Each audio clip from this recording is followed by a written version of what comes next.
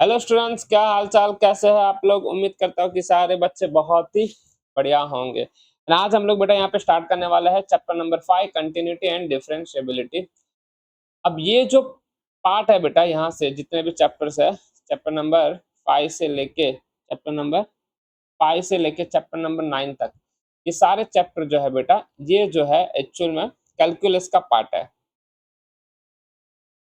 Calculus का part है। और कैलकुलस पार्ट जो है आपका, वो करीबन 35 मार्क का वेटेज है आपका। तो यहाँ से जितने भी चैप्टर है 5, 6, 7, 8, 9, ये चैप्टर जो आपके है बड़े ही इंपॉर्टेंट चैप्टर है और ये थोड़े लेंदी और टफ भी होते हैं, तो इसमें ज़्यादा प्रैक्टिस जरूरी हो जाता है। वैसे कैलकुलस तो हम 11 से स्टार्ट कर चुके होते हैं, क्योंकि हम लोग लिमिट्स और डेरिवेटिव वहाँ पे पढ़ के आते हैं। तो आपका एक्चुअली कैलकुलस तो वहीं से स्टार्ट हो जाता है। अगर आपको लिमिट्स अच्छे से आता है तो ये चैप्टर आपके लिए थोड़ा सा और आसान हो जाएगा। चलिए बात करते हैं चैप्टर का नाम से। चैप्टर का नाम है कंटिन्यूटी एंड डिफरेंशिएबिलिटी। तो यहाँ पे 5.1 जो है बेटा, वो हमारा पूरा कंटिन्यूटी पे बना हुआ है। उसके बाद की जितनी भी एक्सरसाइज है 5.2 से लेके 5.7 तक, ये सारे के सारे जो है वो डिफरेंशिएबिलिटी पे डिपेंड है। तो वो हम बाद में सीखेंगे, पहले कंटिन्यूटी सीख लेते हैं कि भाई कंटिन्यूटी होता क्या है भाई। तो देखो कंटिन्यूटी का मतलब क्या होता है। कंटिन्यूटी का मतलब ये होता है कि भाई कोई भी ग्राफ जो है वो क्या रहेगा, कंटिन्यू रहेगा, है ना। क्या रहेगा, कंटिन्यू रहेगा। जैसे मान लो अगर मैंने कोई एक ग्राफ बनाया है यहाँ पे, और अगर मैंने इस तरीके से उसका ग्राफ ड्रॉ किया है, तो ये जो ग्राफ है ये कंटिन्यू ग्राफ कहा जाता है। या तो हम कह सकते हो कि ये जो फंक्शन का ग्राफ है वो कंटिन्यूटी हमें दे रहा। अगर मान लो मैंने इसी ग्राफ को अगर यहाँ पे ऐसे ड्रॉ कर रहा हूँ और मैंने कहीं पे थोड़ा सा बीच में ग्राफ ब्रेक हो जाता है, कंटिन्यू नहीं होता है, और अगर ये एक पॉइंट है, मान लो 2 है, तो हम लोग कह सकते हैं कि at 2 graph is not continue, है ना। या तो ग्राफ जो है वो डिसकंटिन्यू है। किसी भी फंक्शन का ग्राफ अगर कंटिन्यू ड्रॉ करता है, किसी भी फंक्शन का अगर ग्राफ जो है वो क्या है, कंटिन्यू है, ग्राफ जो है वो अगर कंटिन्यू बन रहा है, यानी कि मुझे पेन नहीं उठाना पड़ रहा है जब मैं उसका ग्राफ ड्रॉ कर रहा हूँ, तो उस फंक्शन को हम लोग कह सकते हैं कि वो कंटिन्यूटी फंक्शन है या तो कंटिन्यू फंक्शन है। बड़ा सिंपल डेफिनेशन है इसका। तो ये एक तरीका हुआ भाई कि आप किसी भी फंक्शन का ग्राफ बना लो, अगर वो कंटिन्यू है तो वो कंटिन्यूटी फंक्शन कहलाया जाएगा। ठीक है। अब किसी का भी ग्राफ देख ले, जैसे हम लोग साइन एक्स का ग्राफ बनाते हैं, तो अगर साइन एक्स का ग्राफ जो है हम इस तरीके से बनाते हैं, ठीक है, तो ये जो ग्राफ है वो कंटिन्यू ग्राफ कहा जाता है।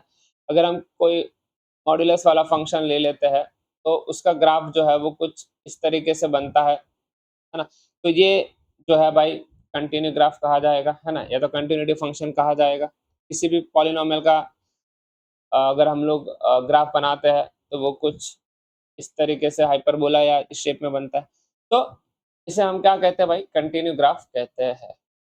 अब मान लो एग्जाम में कहीं पे कुछ ऐसा आ गया कि भाई जिसका ग्राफ आपको नहीं आता है, मान लो आपको ग्राफ पता ही नहीं है उसका, तो फिर भाई कैसे चेक करेंगे कि जो फंक्शन दिया है वो कंटिन्यू फंक्शन है कि नहीं है, कंटिन्यूटी कैसे चेक करेंगे। तो दूसरा तरीका जो है वो है लिमिट से चेक किया जा सकता है कि वो फंक्शन जो है वो कंटिन्यू है कि नहीं है। चलिए देखते हैं कि भाई कंटिन्यूटीज लिमिट के थ्रू कैसे चेक कर सकते हैं। अच्छा, बिफोर लिमिट पे जाने से पहले हम लोग कुछ ग्राफ देख लेते हैं। यहाँ पे जो हम 11th क्लास में कुछ फंक्शन के ग्राफ देख चुके हैं, तो देखिए साइन एक्स जो है तो ग्राफ कुछ इस तरीके से बनता है, तो वो कंटिन्यू ग्राफ होता है, तो कंटिन्यू फंक्शन कह सकते हैं उसे।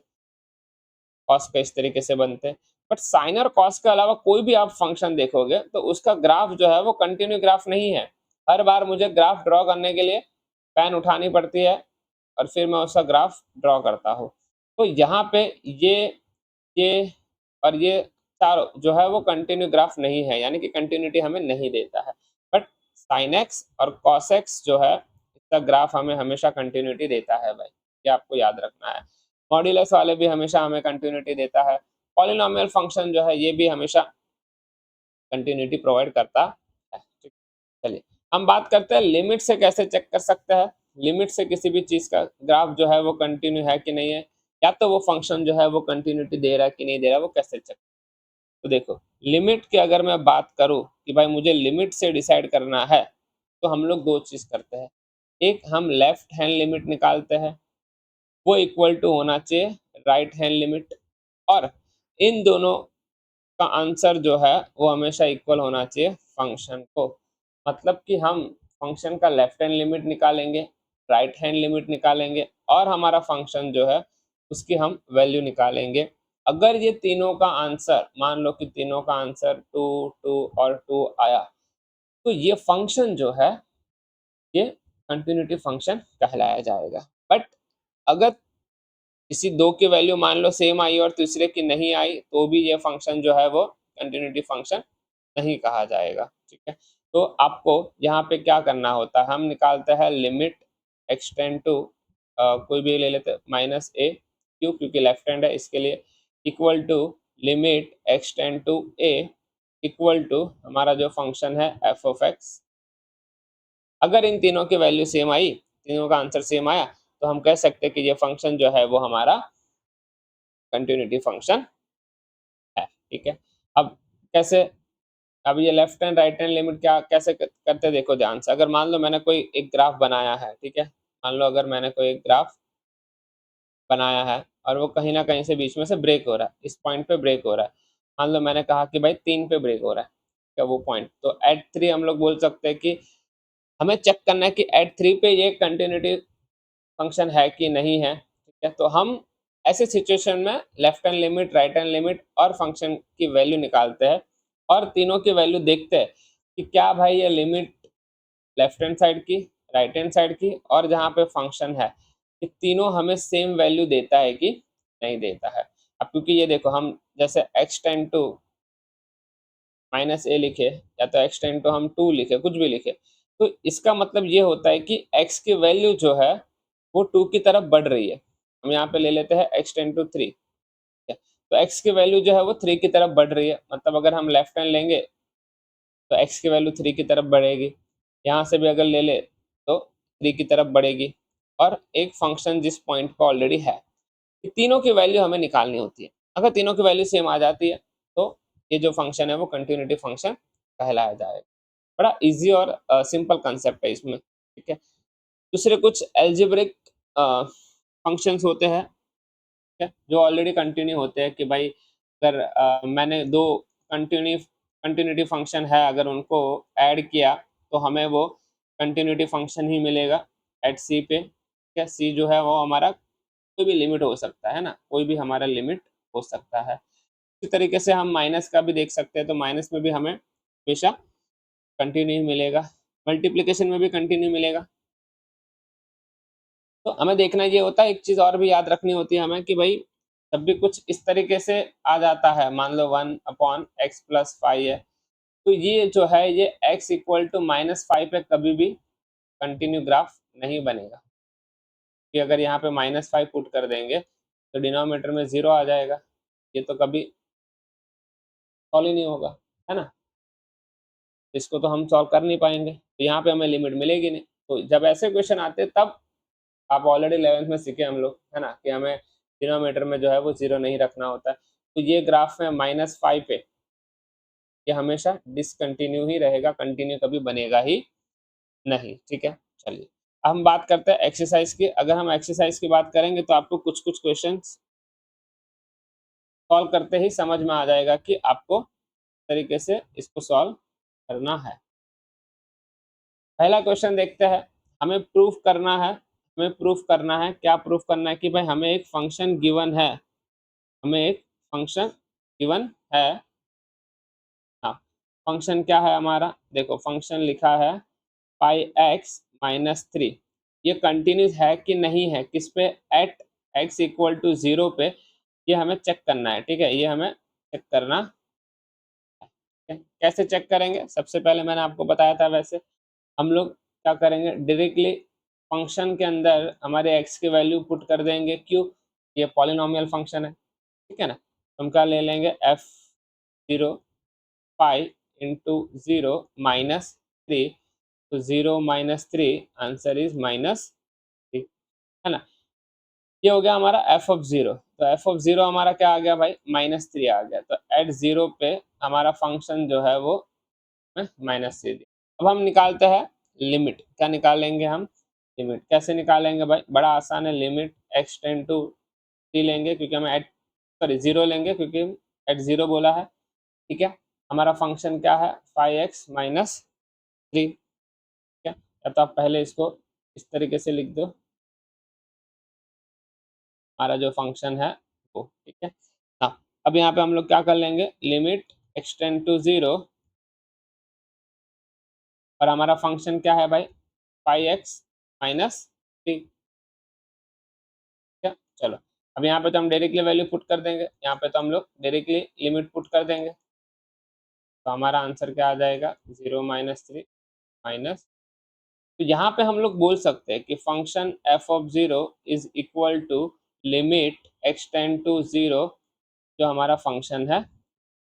अगर ये दोनों में आंसर सेम आ रहा है इसका मतलब ये फंक्शन जो है वो क्या है, कंटिन्यू फंक्शन है।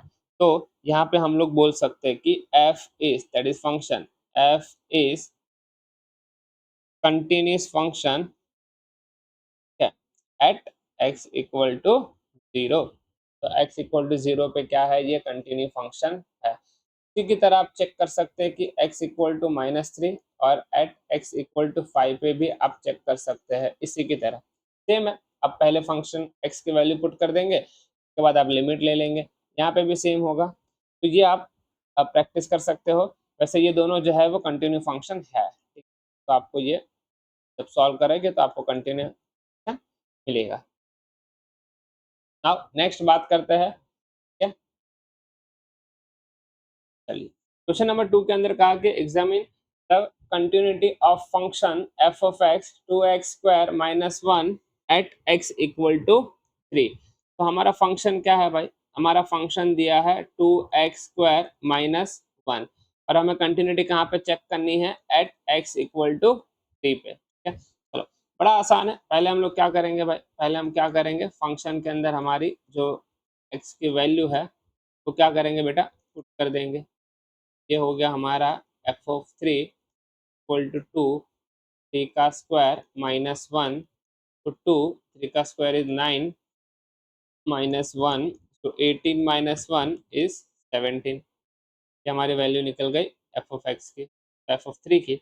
अब हम निकालते हैं बेटा, लिमिट निकालते हैं, x टेंड टू क्या हो जाएगा हमारा 3 हो जाएगा, हमारा फंक्शन क्या है वो भी हम लोग यहाँ पे, लिमिट x टेंड टू 3, हमारा फंक्शन जो है वो है 2x स्क्वायर माइनस 1, तो नाउ 2x की वैल्यू 3 स्क्वायर माइनस 1, यहाँ पे तो हम डायरेक्टली लिमिट लगाते हैं, ठीक है। तो यहाँ पे भी जो हमारा आंसर है वो हमारा सेम आ रहा है, किससे सेम आ रहा है भाई, हमारा फंक्शन और लिमिट्स दोनों पे। तो यहाँ पे हम लोग लिख सकते हैं कि f ऑफ 3 यानी जो हमारा फंक्शन है is equal to limit x tend to 3 और जो हमारा फंक्शन है, तो हम लोग यहाँ पे कह सकते हैं भाई कि f is continue at, f is continuous at 3। Next question की ओर जाते हैं, यहाँ पे भी अगेन हमें एग्जामाइन करनी है the following function are continuity or not, ठीक है। चलो यहाँ पे कुछ हमें ये नहीं दिया है, ठीक है, तो चलो मजा आएगा, कैसे, यहाँ पे कोई लिमिट वाली चीज तो दिया नहीं है हमें, सीधा सा एक पॉलिनोमियल फंक्शन दे दिया है हमें, है ना, और हमें बोला है कि चेक करो भाई, लिमिट तो है नहीं, सीधा सा बोला है कि f of x is equal to x minus 5 जो है ये कंटिन्यूटी है कि नहीं है। तो इसको कैसे सॉल्व करेंगे भाई, ध्यान से देखो, सबसे पहले f of x is equal to x minus 5 जो है बेटा इज अ पॉलिनोमियल फंक्शन, है ना, ये एक पॉलिनोमियल फंक्शन है, बरोबर है। अब पॉलिनोमियल फंक्शन है, सीधी सी बात है कि ये जो है वो क्या होगा, कंटिन्यूटी होएगा। मैंने पहले आपको इंट्रोडक्शन में कहा था कि ये हमेशा पॉलिनोमियल जो है वो कंटिन्यूटी फंक्शन ही होता है, तो हम लोग लिख सकते हैं so it's continue function, so it's continue function for all real value, for all real value, है ना, ठीक है, of x belongs to r, या तो आप ऐसे भी लिख सकते हो या तो आप यहाँ पे ऐसे भी लिख सकते हो। सो it is continue function for all, अगर यहाँ से रियल वैल्यू आप हटा देंगे तो आप सिर्फ इतना ही लिखो, ये हटा दीजिए। तो it is continue function for all x belongs to r, for all values. हाँ, यहाँ पे वैल्यूज लिख दें। यहाँ पे इसको आप एक और तरीके से भी लिख सकते हो। तो it is continue function for all values, for all values of x belongs to r। ठीक है, चलो सेकंड की बात करते हैं हम लोग। सेकंड में क्या करेंगे हम लोग, देखो यहाँ पे बड़ा आसान है भाई, ये तो एकदम मतलब आसान है। कैसे करेंगे, देखो हमें यहाँ पे बोल दिया गया है कि x is not equal to 5। तो यहाँ पे हमें दिया है कि f of x equal to 1 upon x minus 5 where x is not equal to 5। ठीक है, बड़ा सिंपल है। तो यहाँ पे पहले हम लोग क्या करेंगे भाई, हम लोग यहाँ पे कोई भी एक वैल्यू ले लेते हैं। ठीक है, हमें बोला है कि x is not equal to 5, तो हम लोग लिख लेते हैं भाई कि लिमिट ले लेते हैं यहाँ पे। ठीक है, लिमिट लेंगे तो हमें क्या बताना पड़ेगा लिमिट में, लिमिट हम k ले लेते हैं। ठीक है, x टेंड टू k। ठीक है, तो हमारी लिमिट कुछ इस तरीके से हो जाएगी 1 अपॉन k माइनस 5, अगर हम डायरेक्टली लिमिट पुट करेंगे तो। और अगर इसको ऐसे नहीं करना है तो एक काम करो, लोग इसको थोड़ा सा पूरा डिटेल में लिख के करते हैं। ठीक है, कि फॉर एनी रियल नंबर, है ना, क्या लिखते हैं, for any real number k is not equal to 5, so we obtain, so we obtain, क्या obtain करेंगे भाई हम, limit x tend to k f of x। हमारा फंक्शन क्या है बेटा, limit x tend to k। ठीक है, हमारा फंक्शन जो है वो क्या होगा भाई, अभी 1 अपॉन x माइनस 5 है। यहाँ पे हम लोग अगर पुट करें तो limit limit x tend to k, यहाँ पे आ जाएगा k माइनस 5, बरोबर है। अगर हम लिमिट अप्लाई करते हैं तो, अगर हम लिमिट अप्लाई करेंगे तो यहाँ पे ये लिखने की जरूरत है नहीं, हमें डायरेक्टली हो जाएगा,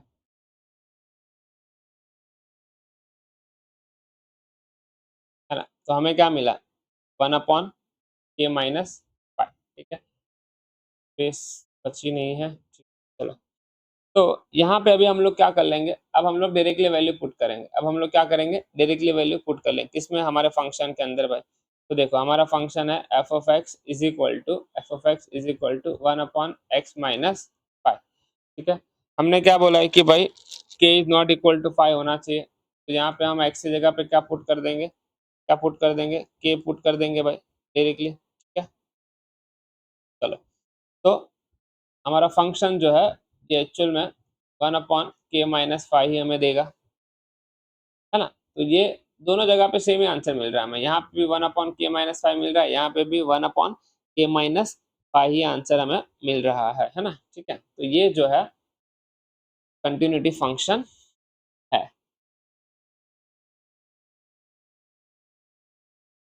चलिए क्वेश्चन नंबर सी पे जाते हैं। सी पे हमें क्या कहा है बेटा, कि हमारा जो फंक्शन है वो कुछ इस तरीके से है कि f of x is equal to x square minus 25 upon x plus 5। ठीक है, और यहाँ पे क्या होगा, x is not equal to minus. तो सिंपल बात है भाई, x इक्वल टू माइनस 5 तो हम वैसे भी नहीं ले सकते यहाँ पे, क्योंकि डिनोमिनेटर हमारा 0 हो जाएगा। हाँ, तो अगर इसको ध्यान से देखें भाई तो हम ऐसा ले सकते हैं कि for for any real number, है ना, for any real number, for any real number except c is not equal to minus 5, तो वी ऑब्टेन, अगर हम c ले लेते हैं, ठीक है, कि भाई एक ऐसा रियल नंबर है जहाँ पे ये कभी -5 पे इक्वल नहीं होगा, तो क्या हमारा लिमिट कुछ इस तरीके से बन सकता है, लिमिट एक्सटेंड टू c। ठीक है, हमारा क्या हो जाएगा एफ ऑफ एक्स।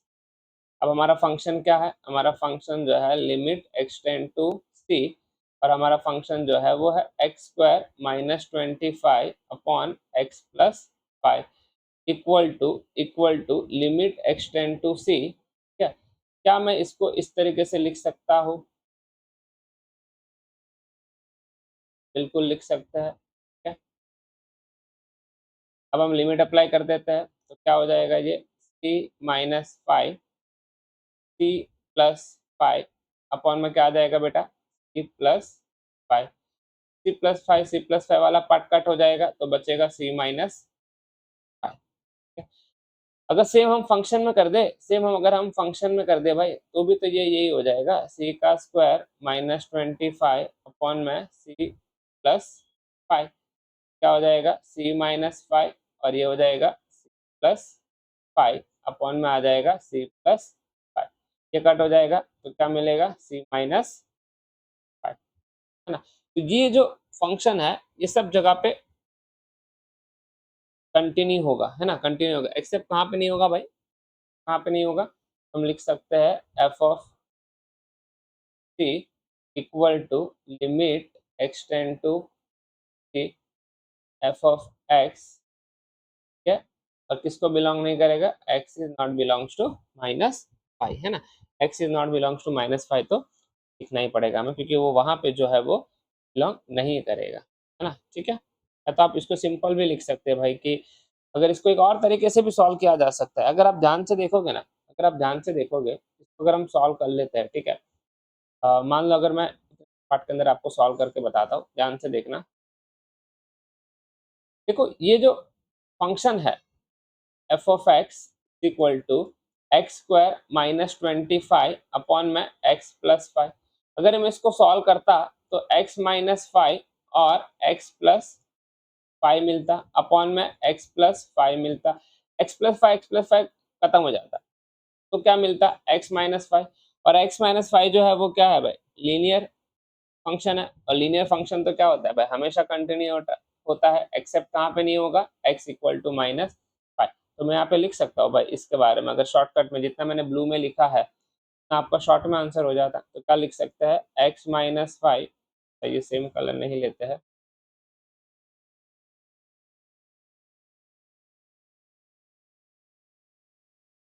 क्या लिख लेते हैं हम लोग, x minus 5 is linear function is continue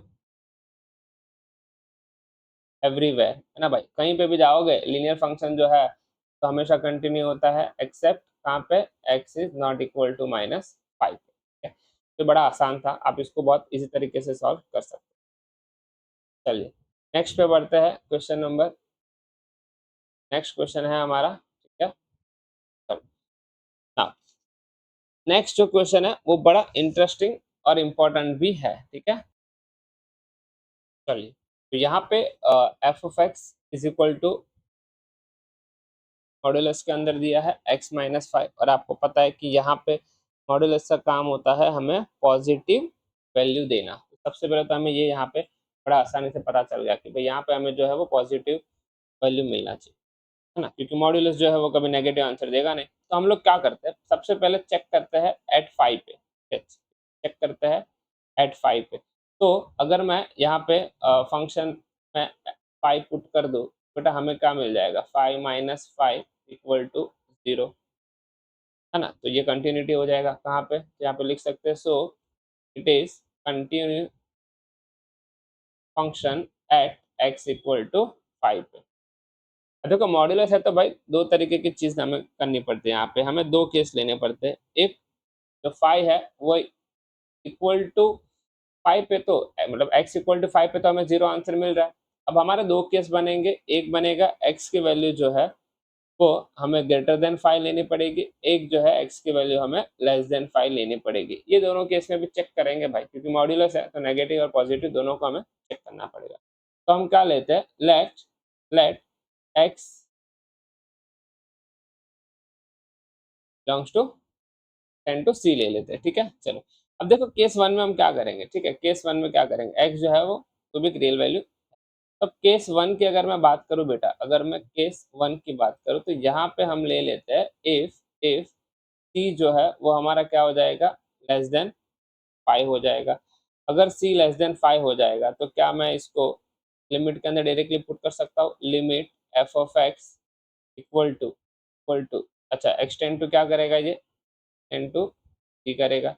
यहाँ पे मैं लिख सकता हूँ लिमिट एक्सटेंड टू सी, और हमारा फंक्शन क्या था, हमारा फंक्शन क्या था, एक्स माइनस 5 प्लस के अंदर। क्या मैं इसको ऐसे भी लिख सकता हूँ, लिमिट एक्सटेंड टू सी। अच्छा लिमिट अप्लाई कर रहा है तो हमें यहाँ पे लिमिट लिखने की जरूरत नहीं है, ठीक है। मैं डायरेक्टली यहाँ पे क्या लिख सकता हूँ, सी माइनस 5। अच्छा सी की वैल्यू क्या थी, सी की वैल्यू क्या थी हमारी बेटा के अंदर, लेस देन 5 है ना, क्या है, लेस देन 5 है, बरोबर। तो इसका मतलब ये है कि मैं सी की वैल्यू कुछ भी पुट करूंगा, 4 पुट करूंगा मान लो, तो भी मुझे आंसर क्या मिलेगा, 1 मिलेगा। अगर मैं 2 पुट करूंगा तो भी मुझे आंसर क्या मिलेगा, पॉजिटिव ही मिलेगा। मतलब सी की कोई भी वैल्यू पुट कर लो तो ये इनडायरेक्टली हमें जो रिजल्ट दे रहा है वो हमें क्या रिजल्ट दे रहा है, 5 माइनस सी भी हम लिख सकते हैं, है ना, ठीक है। अगर ये हम देखा जाए तो 5 माइनस सी वाला भी वैलिड है, क्योंकि हमें आंसर तो पॉजिटिव ही देने वाला है। यहाँ पे हमें क्या मिल गया, सी माइनस 5, या तो आप इसको 5 माइनस सी भी लिख सकते हैं, ठीक है? अब हम केस 2 में देखते हैं, अब हम केस 2 में देखते हैं क्या करेंगे। केस 2 में भाई हमारी जो वैल्यू है किसकी, सी की, यहाँ पे लिख लेते हैं केस 2 और ये हमारा केस 1 था, ठीक है। यहाँ पे हम क्या कर लेंगे बच्चा, सी जो है उसकी वैल्यू ग्रेटर देन 5 ले लेंगे। तो अगेन हम लिखेंगे लिमिट एक्सटेंड टू सी, ठीक है, f of x equal to limit limit modulus के अंदर एक्स माइनस 5 और एक्सटेंड टू क्या हो जाएगा, सी हो जाएगा, ठीक है। चलो तो यहाँ पे क्या हो जाएगा, एफ ऑफ सी, है ना, हमारा फंक्शन जो है क्या हो जाएगा भाई, अच्छा लिमिट्स की वैल्यू हम डायरेक्टली पुट कर देते हैं यहाँ पे, तो हमें ये आंसर भी क्या मिलेगा भाई, सी माइनस 5। देखो यहाँ पे भी हमें लिमिट पुट करने से सी माइनस 5 मिल रहा है, यहाँ पे भी लिमिट पुट करने से हमें क्या मिल रहा है, सी माइनस 5 ही मिल रहा है। तो हम कह सकते हैं कि भाई ये क्या है, ये कंटिन्यू फंक्शन है, ये क्या है, कंटिन्यू फंक्शन है, ठीक है। समझ में आया, होप आपको समझ में आया होगा। अगर सी की जगह पे आप 5 भी ले लेते, मान लो अगर भाई आप सी की जगह पे 5 ले लेते तो 5 माइनस 5 जीरो ही देता आपको, ये आपको इक्वल हो ही जाता, है ना। यहाँ पे भी 5 माइनस 5 जीरो ही देता तो भी ये आपका इक्वल हो जाता। तो यहाँ पे तीनों इक्वल होता। अगर आप मान लो कि आप एक्सटेंड टू 5 डायरेक्टली ले लेते हैं, एट 5 पे हम चेक कर रहे थे, एट 5 पे ही चेक कर लेते हैं यहाँ पे सी की जगह पे, तो भी आपको क्या मिलता है, 5 माइनस 5 जीरो मिलता है। यहाँ पे भी क्या मिलता है आपको, 5 माइनस 5 जीरो ही मिलता, और आपको फंक्शन पे भी क्या मिला, जीरो ही मिला। तो इस तरीके से भी सॉल्व करके आप बता सकते हैं। तो यहाँ पे क्या मिलेगा आपको, ये जो है कंटिन्यूटी फंक्शन ही मिलेगा, है ना, ठीक है। चलो क्वेश्चन नंबर 4 की बात करते हैं।